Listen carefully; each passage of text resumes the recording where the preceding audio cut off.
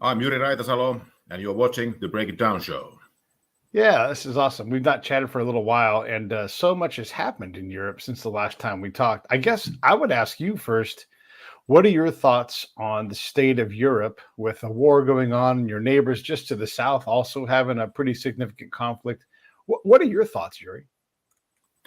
Well, the security situation has gotten worse, a really lot worse during the last couple of years. I think there was a longer trend, but the last 2 years have been really difficult. And, it's not only about the new threats emerging, it's also kind of the defense capability that we see available in Europe. That also gives some kind of headache to me as well. So I do think that, we are living hard times now, and Europe is in the middle of it. Have we seen the worst of it for Europe, do you think? And obviously, look, prepare for change, right? Like the next change. But right now, today, in this instant, have we seen the worst of the current European conflict? Well, there are ingredients that are existing that could make it worse. Of course, quite a lot of depends on what happens in Ukraine. And now that we have this new decision coming from the U.S. Congress, from the House of Representatives about new support to Ukraine. So when that starts rolling, we are going to see how far that will go and how that will change the dynamics that have been going south for the last few months because of the shortages that Ukraine has had in its defense capability, especially the ammunition. So let's see how this plays out in the next few months. What kind of an effect is it going to have? But things could get worse, and that is kind of the difficult part of this equation. The things getting worse, things certainly is possible. How do you all see the Europeans, Finns, however you want to classify it? How do you all see America as a partner? And we have an election coming up here in about 6 months. So, how do you guys see us as a world partner? Well, when I look at the United States as a Finnish military guy, I look at the United States with respect. I look at the capabilities at your disposal, second to none. The United States is the only global military power in the world. So I do think that, there's a high respect in Finland and in Europe for the United States. Of course, politics is politics. There are different kinds of currents. And lately there have been some kind of signals that people in Europe and in Finland have been worried about. But I think that the latest developments in the Ukraine aid has shown that, when things go really, really kind of difficult or when they get really important, the decisions will be there. So I do think that, people are a little worried, but they are still confident that we can work together, the United States and Europe, to solve problems that touch both of us, all of us. Yeah. I hate to say ask about, when you see our politics, right? We tend to careen left, right, back and forth. Is there a preferred era? Do you guys prefer it when we're more on our Democratic Party side of things, or does it matter to you guys at all? Is the Republicans? Is there any problems with either party from your guys' point of view? Well, I think that your system is based on the two-party system, and I think that you need them both, and we need them both. So I wouldn't kind of want to put some favorite positions to either one. I do think that Europeans and we Finns we need and we are willing to work with both parties. But I think that you need them as well. I think to have a balanced political system that is two-party based system that you have, I think that the kind of the healthy relations within the parties and between the parties is really important. Yeah. Okay. No, that's fair, and you're right. Like no matter who's in charge or who's dominant, and even sometimes it's split, right? Because our different houses will be disagreeing each other, and it's very complex. Yeah, but it's complex for a reason, and I do think that the kind of the founding fathers and the amendments ever since they have done a kind of in a way a good job of trying to preserve democratic system. Yeah, no, I agree. It's supposed to be, we're by design at our worst, just a rolling gunfight. We're not going to get along, but that also protects us from ourselves and our willingness to let's make this change, go this way, and then it turns out like it's hard to do that, and so we're sort of forced to go down this middle path. Yeah, and especially when we think about security and defense matters, you can't make U-turns. It's just impossible. So I think it's really a necessity to have some kind of a longer term trends where the parties can actually cooperate and when they can share views. I think that is really important, and dialogue is the only way to do that. How do we separate Ukraine from Russia culturally? I mean, like, one of my critiques, I'm all for supporting Russia. I mean, Ukraine. I'm all against, Russia invading a sovereign nation. I don't want to see Russia continue to expand. So let me say that as a preamble. But how do we separate the nature of these two countries and the amount of corruption? And I'm sure you're aware of this, but my audience may not know. A lot of times, court cases escape Ukraine because the court system is so we'll just say corrupt, just be honest about it. And so that a completely different decision will be found in the European court, not necessarily enforceable in Ukraine until someone outside is trying to interact business. There's a lot of problems here, right? And we're constantly seeing people taken down. The next time Zelensky takes money for his own well-being will not be the first nor the last. How do we separate these two things that are so intertwined with how they do business? Well, I think there are quite a lot of ingredients of what you just asked me. First, about kind of the separation, the cultural separation, and going back to history. You can always pick your story of history where your own nation or whatever you are driving for or whatever you're trying to promote has a kind of a premium view, or you are focusing on some good aspects of your own. But of course, that's normally not the whole story. And I think what is the Russian narrative about Ukraine and Ukrainians is a special case of this. Russia is playing its narrative so that it favoritizes its own policies and its own goals at the expense of the Ukrainians. Then the other question was corruption. I do think that there is a serious problem with corruption in Ukraine. I do think that they are doing a much better job than the Russians are doing with corruption, which is based totally, in a way, the political system is totally corrupt. Ukraine has really serious problems, and I do think that they are trying to manage that. But it's a kind of a generational fight.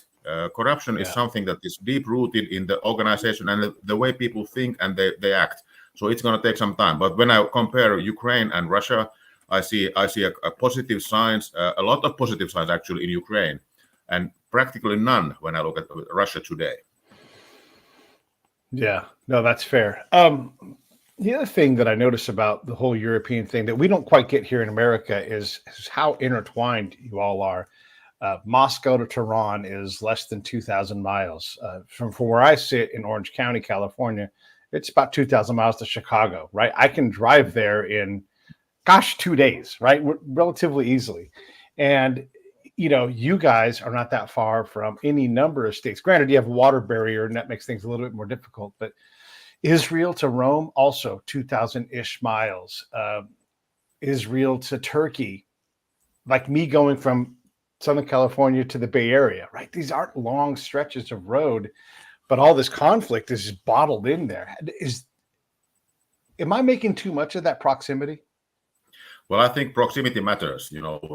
Proximity matters, especially when we think about military operations. And when we're thinking about whether it's Russia or some other state that is thinking of invading or starting a war against another state, I think land borders they are really important. So you are not making a fuss about this at all. I do think that they are really important. But the other aspect I would say when you talk about Europe, if I talk about the Western states in Europe, we are 30 plus states. We are several dozen states that have independent, sovereign political systems. Of course, they are cooperating and they are doing a lot of things together, for example, within the European Union or within NATO, but they are still sovereign states. So they do their own decisions and they do their own strategic calculations, which means that there are many different kinds of strategic interests that you need to kind of combine. And you will never get the perfect solution or a kind of optimum solution that will serve everybody 100%. So I think that's really important to understand when you talk about Europe. We are united. We are kind of intertwined geographically, as you mentioned, but still states have their own political dynamics and interests, and they are seeking to kind of advance those. So it's not an easy game. If it were, we would have solved several problems already, but they are still there. That's so true. It is not an easy game. And then at the micro level, how does Jyri, the docent of strategy at a university, differ than, congratulations, by the way, General Jyri? How are these people different? So I mean, these people, what are referring like to? You internally, like when you look at your academic side, right, and the things that you look at, and then you look at the general right side of you. Do these guys agree on everything, or do you have to see things differently through your academic lens versus your general lens, or are these one and the same? Well, I think they are the kind of two sides of the same coin. And I do appreciate the both of them, the kind of the military career side in me, but also the academic career. What the academic career has provided me with, I think, is analytical skills, the understanding of theories and perspectives, the understanding of how your conceptual apparatus that you use actually influences what kind of data you are searching for, how you see the world, and so on. So I do think that these two aspects of a military career and academic career, they support each other pretty nicely. And at least for me, it has provided a good way to do my service for the country for the last 30 plus years. Yeah. And then again, talking to the academic side of you, at least here in America, there are so many people that their entire careers, their entire academic credential is focused on US versus Russia.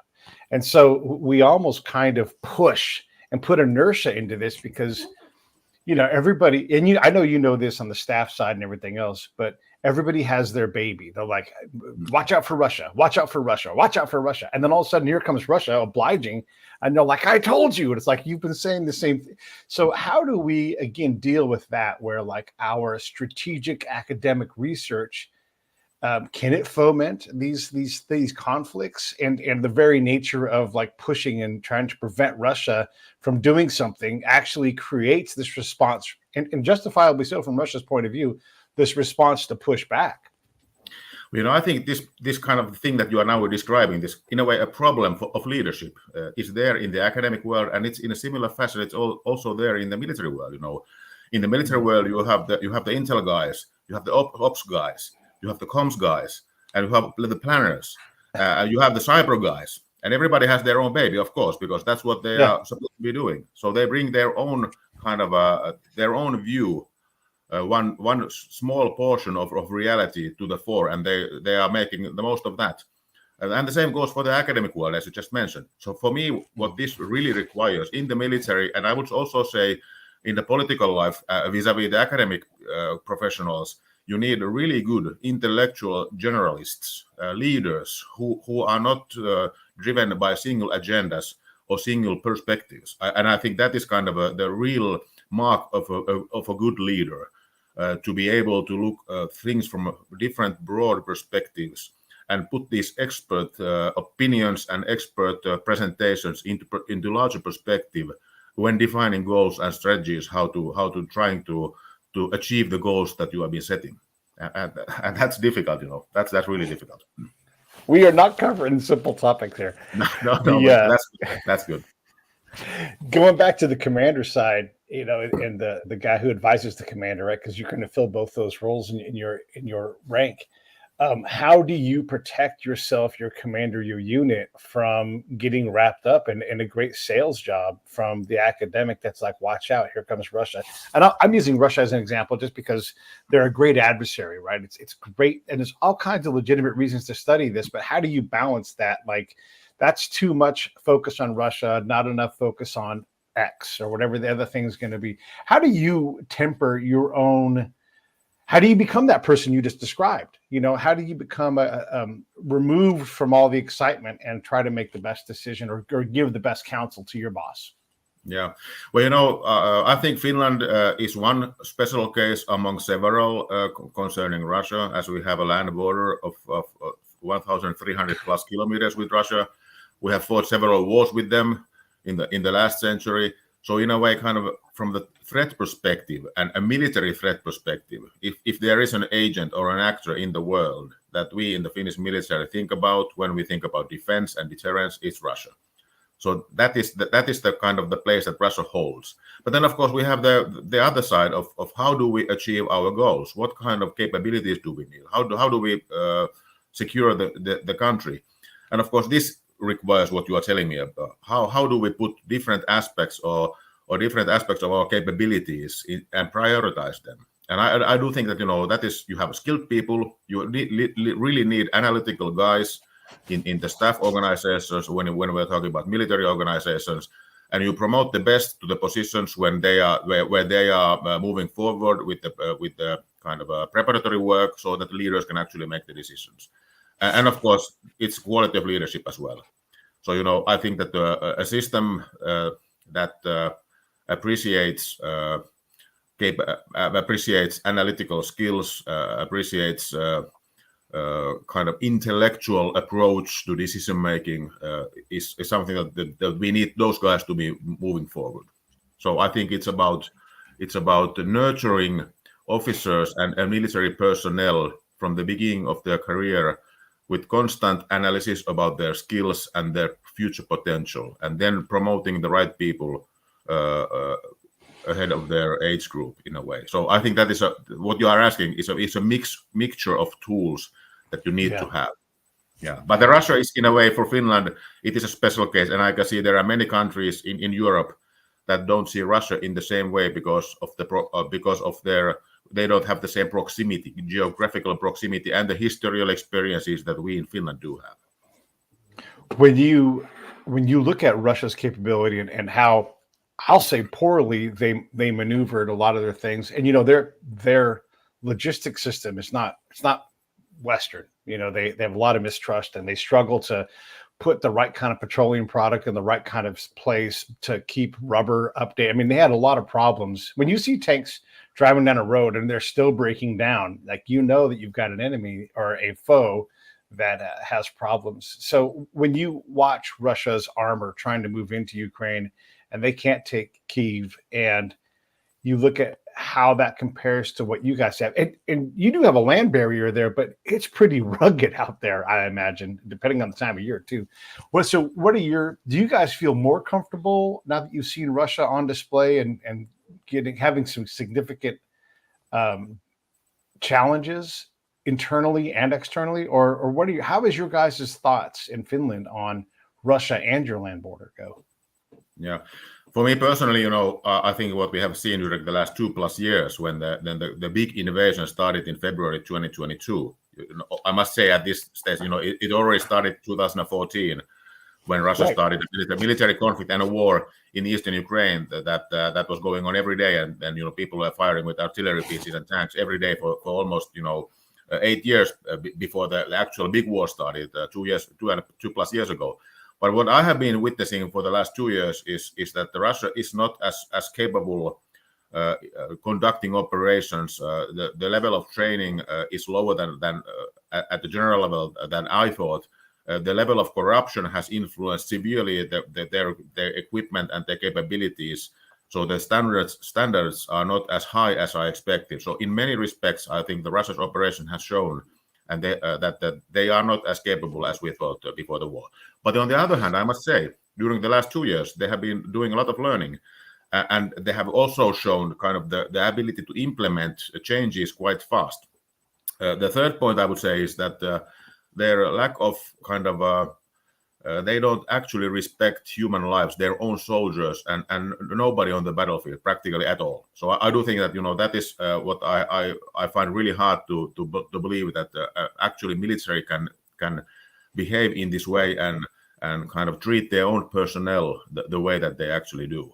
So they don't need to spare personnel or at all. Their military people, they don't count as people. It's just kind of capability that can be sacrificed for minor gains. So that will be kind of the third big lesson from that war. And fourth lesson is that mass matters. This is an attrition war that we are seeing, and mass matters. And Russia has the mass. It still has quite a lot of old equipment, but still equipment that it can put on the battlefield. So it is going to be hard for Ukraine, even with the new weapons and ammunition that will be on its way, hopefully pretty soon, to help the kind of the problematic situation that they have faced for several months now. And one of the things that we're having the discussion here, and it's significant in terms of Ukraine's survival, is whose job is this? Is this Europe's job to support Ukraine with the Americans helping, or should America be leading the charge? It's a thing we struggle with on why are we doing this? We have our own problems here, right? And if we're spending $50 billion like we just did, to send aid, we can all ask ourselves, and I'm sure you guys must do the same thing. How much is too much, and should we be helping our own people? Yeah, I think we should be doing both. I think we should be helping our own people, and I think we should be helping Ukrainians. And I think if you look at it, of course, the human way to look at it as that Russia is doing, serious aggression, but it's totally illegal in Ukraine, killing tens of thousands of people. So we have to respond to that. Then the other aspect is strategic. What are the costs if Russia wins? And I do think that for the United States and for Europe, those will be really high. So then it's not only about the money and equipment; it could be also the lives of people in Europe and in the United States. So I do think that we have the moral and the strategic obligation to help Ukraine. Who should be leading the charge? Well, if I look at militarily and equipment-wise, capability-wise, I think it's the United States because, as I mentioned, you are the only global superpower that has actually the capabilities and have quite a lot of excess capabilities that are not actually in service but are still there in the boneyards, for example. If I look at the pocketbook, who should be paying and who actually is paying more, I think it's Europe. Europe should be leading the charge. So I do think that Europe has been spent more money on Ukraine than the United States. But the armor kind of facilities or storages are not that full in Europe. So that's why I think that Europe should be spending quite a lot of cash and money to support Ukraine.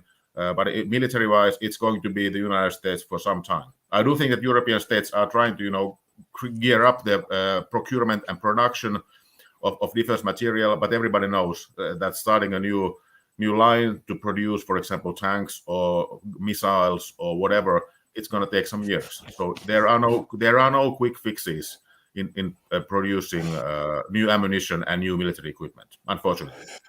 Yeah, unfortunately. And then looking at the Navy side of this too, we see China trying to, they're continuing to expand their naval presence, and they're a significant foe too. So we have to look 2 steps ahead and go, do we need to build more naval shipbuilding? Because look, if you want us to build new ships, we are going to get mad at ourselves and fight ourselves. I'm talking just Americans here, and we will disagree. And in about 25 years, we'll build a new ship of the line. It will take forever. And then it'll deploy and we'll be like, this thing's a mess. So we're not a reliable, in so many ways, we're not a reliable Navy, and yet we are the dominant Navy in the world. So how do you guys deal with and is China a threat to Finland's or Europe? Well, I think, when I first look at the United States, America, you made the pivot to Asia about a decade ago. It's actually more than a decade ago. This kind of political move that actually got a little bit more concrete maybe 5+ years ago with the Trump presidency, and there has been a kind of ongoing discussion. But I don't think that the Americans agree what are the right steps to do vis-a-vis China, and I don't think that Europeans, as I mentioned, 30+ states, they don't agree exactly of how to interpret the potential threat emanating from China and what should be done about it. So I do think that people in Europe, political leaders and military leaders, are aware of China, how it's supporting Russia now in Ukraine, and what could be the kind of potential future implications of that support to Russia and China's own actions vis-a-vis Europe and the United States. But there are no clear guidelines. Nobody can tell you that you only have one kind of a reliable way forward and you should implement that. If somebody tells you there's only one, he or she is lying, because there are several possibilities that we can discuss, and they are competing against each other. But I do think that it is a kind of a growing discussion also in Europe. It's not only military, it's also technological, it's also economic, kind of competition and conflict with China in the future. Every answer you give, it's like, it's complicated. Let me explain. Yeah, world is complicated. Even if we have simple theories, but the reality is complicated. Yeah, no, and this is one of the things I love about explaining on the show is it's easy to look at military people and think, they're dumb. Then it turns out everybody in a brigade staff room has a master's degree, like the entry level to talk at it's just, there's a lot of complexity in this. How is Europe balancing its culture, the good things, the introduction of immigrants in, And then with this looming monster of Russia trying to decide how dangerous it is. I mean, it's easy to get so focused on war and killing and everything else, and you lose track of the fact that, oh my God, we're participating in killing a lot of people. How do we balance the and you guys in Finland are so great at this. How do you guys balance the happiness with the required horrors of war? Like how do you do that personally? How do you guys do that as a nation? Yeah. Well, if I look at Europe first, I think that the kind of the good things and the prosperity in Europe has been based on the notion that there has been no war. And I think after the Second World War, the European Union as a big peace project was really kind of an important tool to bring us that. So you are right. I think so. You are right. Quite a lot of our energy must be focused on preventing war. And I do think when I look at Finland, after having said that, I think quite a lot of what we have done in the field of defense has been no more war. So we have to be prepared. We have to be strong enough. But of course, we have no need to be aggressive. So I do think that it's like having a big stick ready in order not to be able to or have to use it in the future. Yeah. And that's why I see, for example, Finland joining NATO more than a year ago. I see this as part of this policy of getting kind of into a family of now 32 member states acting together in order to prevent war. So I do think that there are many things that we need to do in order to be able to stay out of a war and not kind of attract opportunism and military aggression when somebody, in this case Russia, sees weakness. Then about this happiness in Finland, I'm a little bit puzzled about these results. The happiest country in the world, but I do think that it must be a long tradition of that started, after the Second World War, of rebuilding the nation. Everybody was part of that, and then the kind of the building the society that everybody is an active contributor. And if you get bad luck, for example, you get out of your job. So there are some support elements so that you will get by. So everybody is a stakeholder in the society. There are no people left outside. And I think this is the kind of the main thing. We must be united. We will take care of each other, and everybody is an active participant in the society and an active stakeholder. And I would like to say one more thing, and it touches the military. We have general conscription. All the males do their military service in Finland who are eligible, who can actually do it physically and mentally. And all the females have the opportunity of joining voluntarily when they want.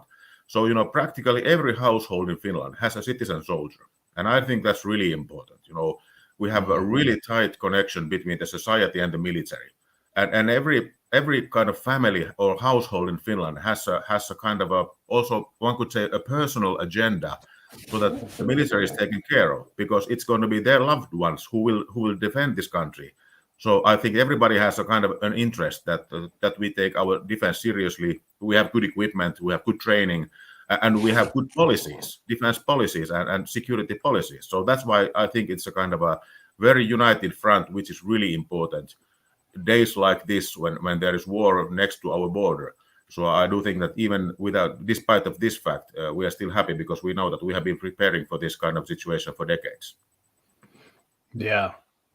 That's that we struggle with that here because we don't have a required service. But I think there's a lot of people and a growing base of people that would say everybody needs to, whether they're immigrant or born here, needs to do some kind of federal service, right? It doesn't have to be in the Department of Defense. It could be in the Interior. It can be in medical help, but like to invest some of your youth into the country that you live in. I think there's a growing need for that. And like you said, everybody knows someone who's working in these things. And so even if you go work for the Department of Forestry, you've had to sacrifice something to kind of pay into the system a little bit, but we haven't figured out how to deal with that. And so in our country, almost everybody knows veterans. We have a pretty loud presence and everything else, but how many people in a family have served in this modern generation? And it's a shockingly small number of people. Yeah, you're right. But, I think it's a two-way street, in a system where we have general conscription, everybody has their rights, and I respect that. But I think it's a good to be, in a way, socialized and taught to be a part of a system where you also have to do something for the collective. So it's a two-way street, both ways. So you have many rights, and that's really good in a kind of a democratic system. But on the other hand, you also need to be performing your own part in the society so that everybody's going to be secure. So I do think that is really important. You have other neighboring states. You have a border that's almost as long between Norway and Sweden, but you don't seem to have the same kind of combative relationship that you might have with Russia. And then how good is your relationship with Russia, even with their current bad behavior? Well, there are practically no political relations at the moment with Russia. So that's because of the war and, how Russia has been behaving, not only militarily, but using other tools as well that have been disruptive against European states, against the United States, and also against Finland. But you mentioned Sweden and Norway. We are really good friends. We have been for decades. We are really good friends. Now we are even better friends on the military level in a way, because all of the three nations are now part of NATO. Sweden joining this year, Finland joining a year ago, and Norway having been there for decades. So I do think that this kind of the common NATO member state position for all of the Nordic countries really facilitates cooperation in the military field. So there are no kind of exclusion for anybody. So we are working together on a kind of a trilateral, bilateral basis with Sweden and Norway, but also within the framework of NATO. So I do think that it has become much easier now, but the relations have been really good for decades. Going back to the America as a partner in terms of foreign policy, we put ourselves in some pretty bad fights that we bring our friends. Now that we're such close friends, should Finland trust America and its foreign policy? Because we love to get into fights. We love to turn and leave without even notifying, say, for example, the French, hey, we're really leaving Afghanistan. You better get all your citizens out. No. We'll just leave. And so, sometimes I think we're a problematic partner, but I don't know how you see that. You guys are new to NATO, but also we get along well as militaries before NATO. Yeah. Well, we've been doing cooperation within the framework of NATO, and when we were partners and enhanced partners for years and decades already. So in a way, we have been doing cooperation within the NATO framework, also with the United States. But I personally do believe that we shouldn't be supporting bad policies. So I do think that within NATO or outside of NATO, if we see a bad policy, we should say it out loud, and we should kind of state our own needs and our own views clearly. I wouldn't say that the United States is doing only bad policies. I think that most of them are right. There are, of course, mistakes. There are big mistakes.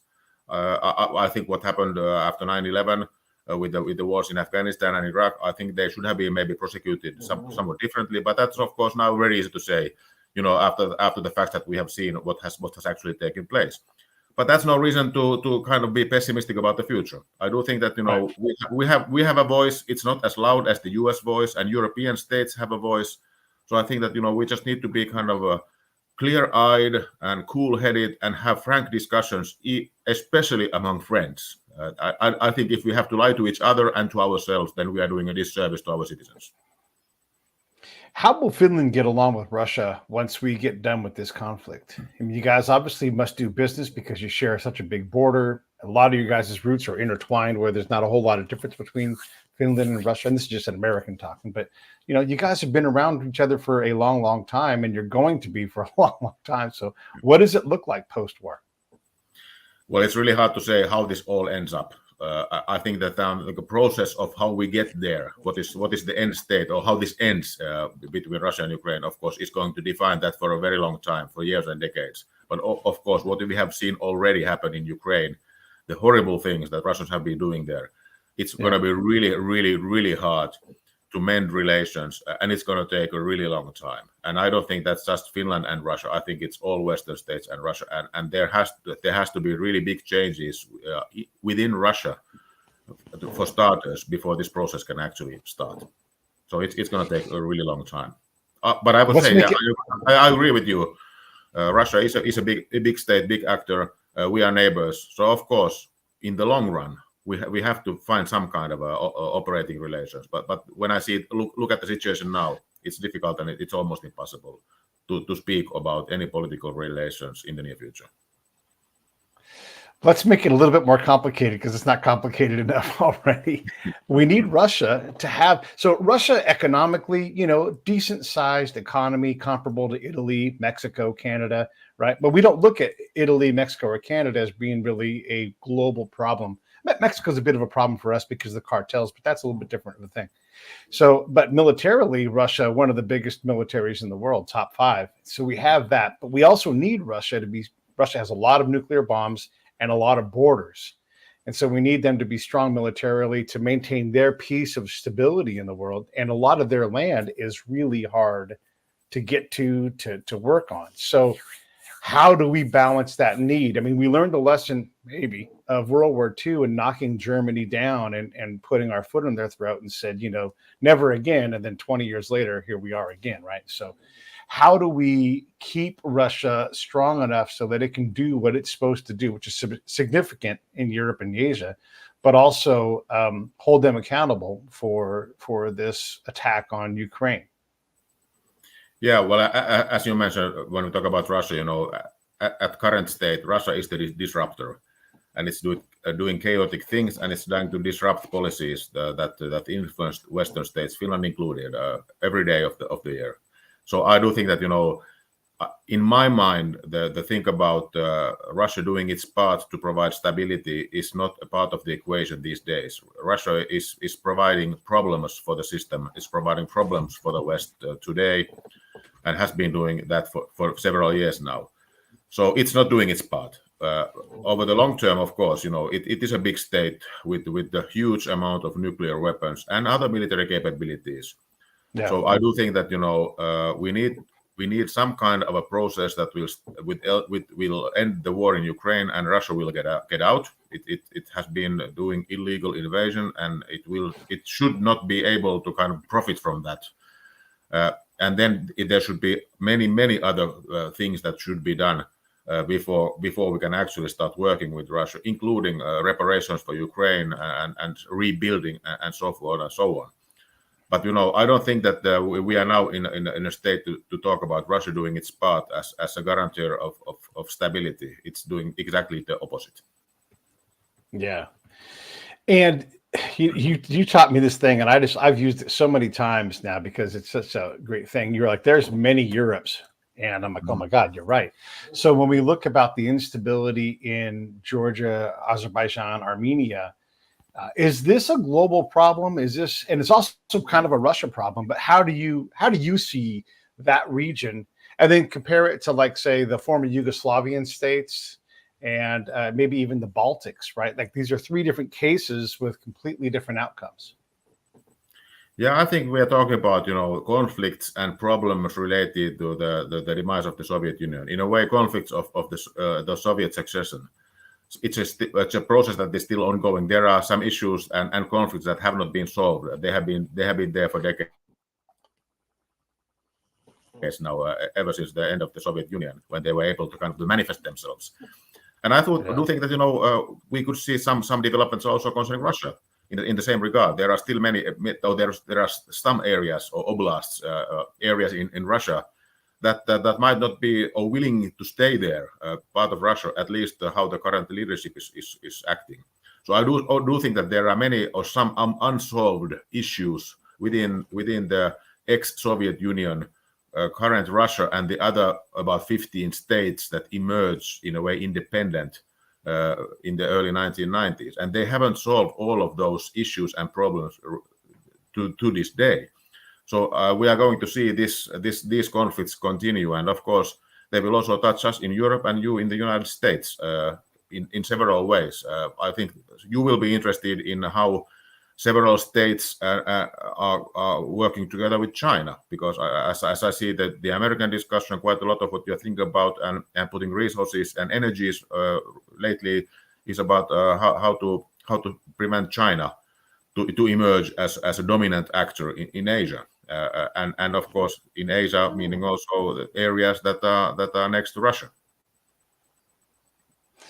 So it's simple and it's easy, it sounds like. No, it's not easy. No. Nothing is easy in international politics and strategy. No. I want to get into Israel for a little bit because it's fight, And here in America, we like to say existential crisis, right? But every crisis for Israel in terms of military is existential. There are people that are trying to wipe them off the face of the earth. And they put this out on X, like the Iranian leaders will say, we want to irradiate all of your land and kill all of you, right? So we have to allow Israel to believe these things, but we also can't allow that conflict to bleed into Europe or Africa or Asia any more than they already do. So what are your thoughts in general on Israel versus et al, that region? And I want to caveat this too, is saying a lot of the region has calmed down its relations with Israel and to everybody's benefit. Jordan, Egypt, maybe even Saudi Arabia, once we finish all this fighting, it's a lot different now than it was, say, like when we were born. We're about the same age. You go back almost 60 years ago, and it was a completely different world. So talk a little bit about that part of the world in conflict. Well, I think, things were looking in a way that they were getting better before October 7 last year. And I do think that this war in Gaza has changed the equation, at least so far, and for the foreseeable future. And of course, quite a lot of how this will play out is contingent about what's going to happen next around Israel. And yes, you mentioned that there's difficulty. Just look at the size of Israel and kind of the opposing forces in a way around Israel. You're right. If you look at kind of a military strategically, this is kind of the situation that is dire in a way for planners and the people who are actually in command. And then, of course, I think there's also the question about how do you defeat terrorism? And I think this is a really kind of tough question. I think you Americans and we in Europe have also many experiences in this regard. For me, one of the big lessons is that it's not only about the use of military force. You will never get rid of terrorist threat using only the military tools. So I do think that you need other tools as well.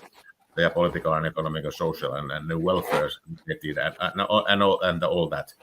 So it's a kind of a mixture of strategic and internal security policy implementation, and it's really hard. And as you mentioned, there are so many actors also outside states or states other than Israel that are involved in this, and they all have their strategic interests. And finally, just to mention, kind of describing the problem, this has been ongoing for decades, as you mentioned. So when you have kind of conflicts that are built into the system, everybody is hardwired, and when they're born, they get into this conflict mindset from the start of their lives. So it's really hard to get out of this mindset that this conflict between these states is normal and it's everyday. So there are many obstacles. There will not be any kind of a positive development coming out anytime soon. It will take time. It needs to be a process. Of course, we also in Europe and in the United States need to be facilitating this process. I don't have the kind of a magic solution how that's done, but I do think that avoiding escalation, avoiding new military strikes sounds like a good general plan. There are, of course, whenever you look at the details, there are good reasons to do X, Y, and Z. But on a general level, I do think that avoiding violence facilitates political settlement and outcomes because they are the ones that we need. I don't think this conflict in the Middle East is so complex and so long term. It cannot be solved by brute force only. That won't just do. As NATO has expanded, the nature of NATO has evolved, right? And I think we would both agree necessarily, in the beginning, it's, Belgium and France, and now it's adding in countries like Finland and Sweden, but also, and importantly, North Macedonia and Croatia and these other countries that have had a lot of conflict but are small and they need a gang to work around them. Is there a scenario where we include Israel into that to get to establish formally like a level of, because even like when our president says we back Israel, boy, oh boy, do the anti-Semites and the people that hate Israel in general come out. And so we struggle to even be straightforward about that. So do you see, or would you want there to be Israel included into NATO? Well, I think NATO expansion, that's a political thing, and that's a kind of the political leaders' mandate to think how NATO should be expanding. If I look a little bit into history, after the end of the Cold War, I think NATO was one of the tools for the Western leaders to integrate former adversaries or states in between kind of the Soviet system and NATO, the old NATO, the smaller NATO, to integrate new members and to kind of adapt democracies and rule of law systems and to transform their militaries into modern ones. So I think NATO was a kind of an educating tool in addition to being a defense alliance in the 1990s and almost 2 decades after that. But I think the NATO that we are seeing today is totally different NATO that we saw 2 years ago or 3 years ago. So NATO developed into an out-of-area, in a way, crisis management, counterinsurgency, fighting also terrorism in many ways, or at least NATO states were doing that. So that was a new NATO for 20-25 years, and now we are back to the roots, I would say. What Russia has done in Ukraine has shown NATO that we need collective defense and we need deterrence. We need big war capabilities, and those have been lacking since the many people in NATO and many member states of NATO did not see any need to keep up with those capabilities. Ever since the early 1990s. And now I do think that as we started the discussion talking about how Europe should be ramping up its defense industry, it also needs to ramp up its militaries. So we need bigger militaries with more capabilities throughout Europe. And I think that this is on its way, and we are going to see the results starting at the end of this decade and in the 2030s. It's going to take time. When you see the newer countries that have been added, and we'll just pull Sweden and Finland out of this, there's a lot of countries that have had conflict, right? And so this can be a stabilizing, we'll call them mid-tier country, like a Bosnia like Croatia, that should be doing great, right? All that coastline is gorgeous. It's a vacation spot. And so I think NATO can be that guarantor of like, hey, you're going to not have to worry militarily about your neighbors or anybody else. So there is that interesting nature of NATO and how it's evolved into this. You can be part of this group and you can thrive. However, there's a cost for that. And then it's also amazing that NATO, so Turkey, Germany, Great Britain, England, are completely different places, militarily, politically, and all that kind of thing. And they're all about the same size population-wise, but they're in NATO. And it's a neat way where that's when the theory works. But where does NATO's working stop and like the problem start? Because if you keep jamming countries into it, it gets harder and harder to make a consensus, right? So it's great to have the diversity of all the different countries. But at some point, if you're too diverse, there are too many opposing views, it can't, you can do Title V all you want, and then the other guys will show up, but we're not going to do anything kind of thing. So what do you think about the nature of NATO and its ability to expand and reliably deliver the outcomes, either primarily or secondarily, that they've been able to deliver the last 70 years? Yeah. For me, I'm a simple military guy. For me, there are several aspects to NATO. One is that it's a political animal, or it's a political organization. And in a way, I can see this expansion on a political level.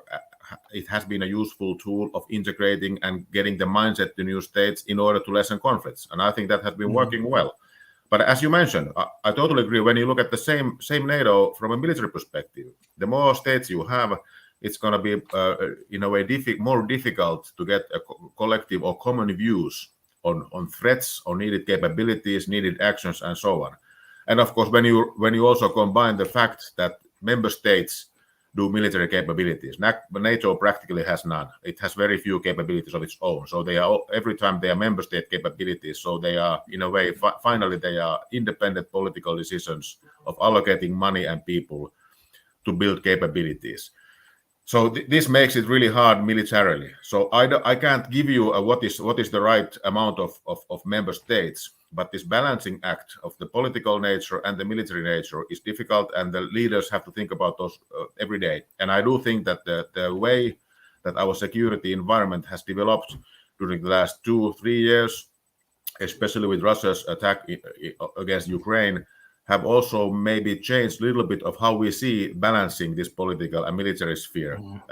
Maybe we were more political, or NATO was more political in providing security for the last 30 years after the Cold War ended. And now I do think that we are seeing, or we should be seeing, some kind of military more kind of important military focus on NATO.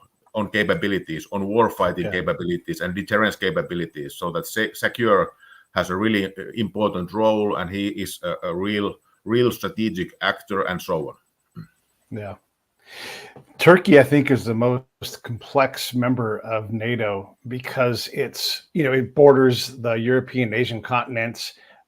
It's predominantly an Islamic state. I'm not saying it's a theocracy, but its root is in Islam, and so a lot of its neighbors and trading partners that go down that end of things, we can put them in a bad spot if we start using them as a launching platform. America has a big air base there that we can use, and they let us fly over to go do things to the south of them, and that puts them in a pretty rough position.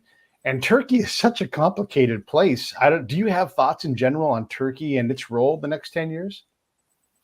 Well, I do think it's really importantly located strategically. Whether you look at the conflicts of today or whether you look at conflicts that have been ongoing for the last 10, 20, or 30 years in the Middle East, and also the war in Iraq that started 2003. So yes, it is in a complicated spot. It is a big state that has its own security interests, and of course they are not all aligned with other member states of NATO on all aspects. So bringing Turkey and other states into NATO, and when they do decision making, yes, as you mentioned, it is going to be tough. 32 nations, to be unanimous, you need a compromise, and of course here we come to the kind of the ability and the willingness of different states and state leaderships to compromise at all. That is really important if NATO is to function properly. Some of those states are really small too. I mean, there's not a lot of people. Let's say you've got a country of 3 million or less, right? And that's your population. It's hard to have a voice in a big conglomerate of countries. And that 3 million, I'm just kind of picking that number at random. Let me see here. I got a thing up here. 1, 2, 3, 4, 5, 6, 7, 8, 9. So about 10 countries have 2 million people or less, right? And so we're there to help support those guys, but they can only do so much in terms of provisioning and keeping out of everybody else's way. They're so small. Is it easier with the small states, do you think? Well, I wouldn't say exactly that small states is easy and makes no problems, and big states are the problematic ones. I do think that we have different kind of states that are differently located strategically and geographically, and many have their own strategic cultures that differ. We have so much different kind of states operating within NATO. So I wouldn't just look at the size. It is a factor, and it's especially a factor when you look at what kind of capabilities you can expect from a small state. It means small resources, it means smaller militaries, and it means a smaller contingency of capabilities for Article 5 operations, if we ever going to need those within NATO. Yeah. Do you want to talk about modern technology? We've got AI, we've got drones. You and I started talking kind of like when the multi-domain conversation was going on in earnest, and now we're seeing fights that look like old fights, but also fights that look like modern fights. I mean, I've been saying that war has been democratized. You can get a little bit of software, you can get a fantastic scope on the open market, and be a sniper that can shoot 2 miles away. If you're a tank commander and you got some farmer that's got about $1,000 extra, look out, man, because that's the reality, right? Is that the war has changed a lot. So what are your thoughts on the modern nature today, right now, of where war and technology are at? Well, I think you are totally right. This democratization of violence or warfare, that is fun trend that we have been seeing. But on the other hand, when you look at the longer trends, I think technology has been one of the key drivers in warfare, for ages. And I think that quite a lot we have seen this a new weapon system or a family of weapon systems or systems of systems emerging, and then we are going to have a counter weapon system, and then it's going to be kind of an ongoing rivalry between the actual weapon and its counter moves. That is the first aspect. So normally, I would say that if somebody tells you that we are going to have a revolution in military affairs, that everything is going to be changing within the sphere of warfare in a year or 2 or 5 years, normally they are wrong. But I do think we see some elements that you mentioned related to drones, artificial intelligence, that could bring actually bigger changes that are emerging faster than we have seen mostly throughout history. So there is some potential, I must say though that so far I find the artificial intelligence discussion a little bit something that we saw on the cyber domain 20 years ago, when everybody was talking about that cyber war is coming. Actually, I have been a little bit disappointed about how little we actually see the concrete results of cyber war. For example, if we look at Ukraine, and I know, I'm pretty sure that Russia has been doing everything that it has in its kind of arsenal in the cyber domain against Ukraine. It has done everything with all the capabilities that it has at its disposal. So in this way, cyber has been a disappointment and a kind of a good reminder that when people are talking about new stuff, especially the cyber guys or the AI guys or the drone guys, they will, of course, they will say that their object of study or their equipment is the best and it's going to revolutionize everything. But it's the kind of the new technologies are for everybody to use.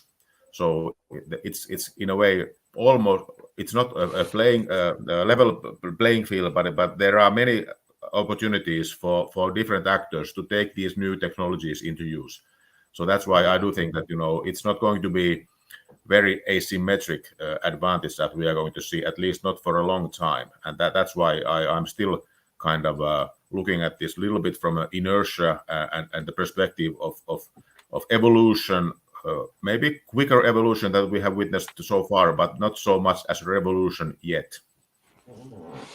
Yeah, I would say, motion for motion, tactic for tactic on the battlefield, the right bullet hitting the right head has infinitely more power than all of the AI combined. It's just, it can change, the wrong commander dying in the wrong instant can cripple an entire military. And so that will always be an equalizing factor.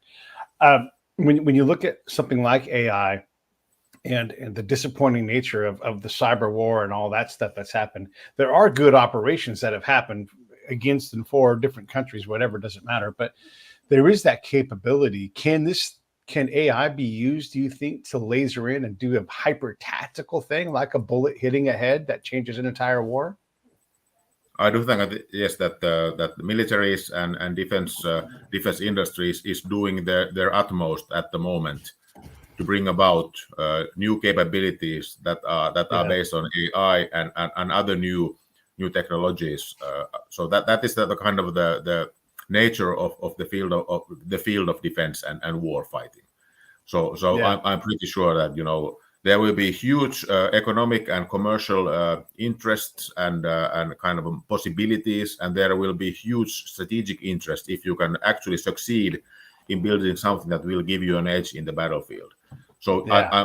I'm positive that there are many attempts being made to develop these technologies and quite a lot of money spent. So we will see new things, and we are going to see kind of a evolution within the technologies. It's going to be fast, but will it bring you the strategic edge? That's the other part. So normally you can just find out when you're fighting a war. If I look at, for example, the drones, I think that the time cycle that you need to do something new with your drones in the war in Ukraine is about 1 month. So it's several weeks. Yeah.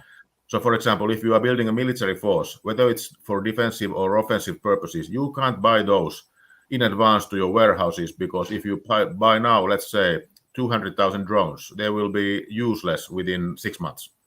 So in a way, you have these technologies, but they are also developing so fast that can you actually use them at scale when you need them at the right time is going to be really difficult. Yeah. I think back to my time in Bosnia. This was 1996, everybody. And the Marines had a unmanned aerial vehicle, a UAV, which is what we used to call drones. Yeah. And they came and attached onto my counterintelligence unit. And they actually lived on the camp that I was pushing out from every day.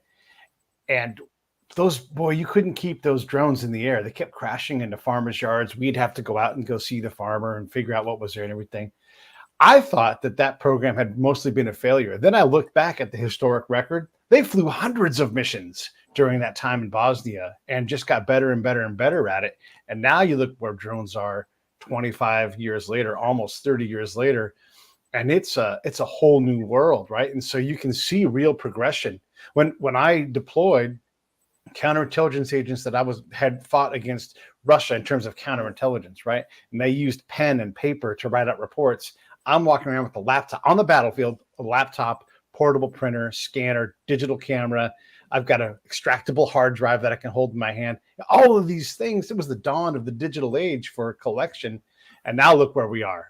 You wouldn't even bother with an extractable hard drive. Like, who cares about that? So there's so much change ahead. What do you see anything in the future that you can like, you know what, I think this will be the thing. And then I'm going to shut up and let you go because we've been talking for an hour already. But I'm just curious, when you look back at where we came from the mid 90s to where we are now, where we might be in 25 years in 2040.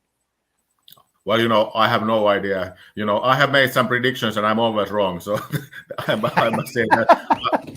Yes, I confess. But, I think when you look at the kind of this really quick time span or the speed that technology is developing now, I think it also brings vulnerabilities. And I think we should be able to recognize those as well. What you're describing, for example, our highly modern surveillance and C2 systems, they are really good and capable. But if you can knock those out, let's say you can get some satellites out of orbit or whatever, then you need to have a backup. And if you haven't a backup system or a way to operate when your C2 is not functioning, then you can actually lose the edge that you were trying to build. So there are always kind of a price. There is a price to pay for all of your good high-tech systems, and I think that you need just to balance between the possibilities and the vulnerabilities, and that is the art of command. Hey, I've had you for an hour. Do you want to ask anything? Do you want to say anything else? Otherwise, we can wrap this thing up. And I really appreciate you coming on. I hammered you pretty hard with a lot of complex questions, and I think you just did such a great job, and I really appreciate you, Jyri. Well, thanks, Pete, for inviting me. I think it was something like 3 years ago that I was his last time. I don't do public shows anymore, but I wanted to do with you because I always enjoyed our discussion. So thank you very much for having me. Yeah, no worries. All right, let me run these credits. I'll come back and say bye to you in a second. Hey, Thanks for watching the show. I really appreciate it. Right here, you can subscribe. Please do that. It makes the show grow. Hit that notification bell so you know which incredible guest is coming up next. Down below is the PayPal link. You can put a small subscription in. That is an enormous help. All that money goes right back into the show. And then right up over here are the next episodes you should listen to, curated by yours truly.